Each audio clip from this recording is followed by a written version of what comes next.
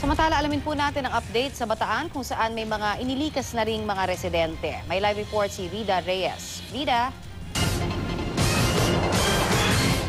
Connie, dito naman sa Bataan, unti-unti nang nararamdaman ang epekto ni Bagyong Glenda. Katunayan, sa buong magdamag na pagbabantay natin, pabugso-bugsong ulan at malakas na hangin ang ating nararamdaman.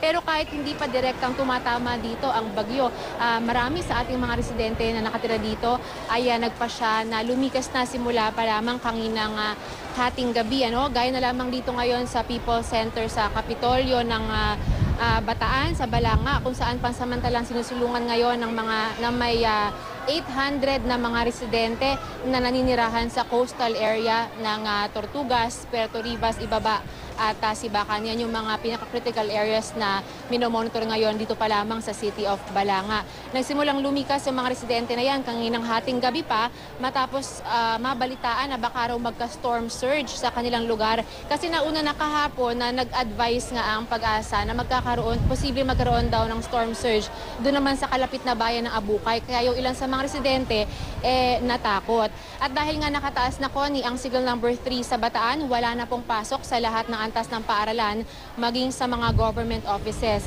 Sa kabila nga ng mayat-mayang pag-ulan, wala pa namang naitatala na pagbaha dito sa Kalakhang, Bataan. Pero ang City Disaster Risk Reduction Management Office ng Balanga ay naka-activate na yung kanilang preparedness plan simula pa lang noong araw ng Lunes. Mamayang tanghali nga hanggang hapon, inaasahan na direktang tatama dito sa Bataan ang bagyo, at bagamat inaasahan na maglalandfall yan mamaya, umaasa ang mga tiga-Bataan na di raw ito magdudulot ng grabeng pinsala sa kanilang lalawigan. At yan muna ang pinaka-latest mula rito sa Balanga sa Bataan. Connie?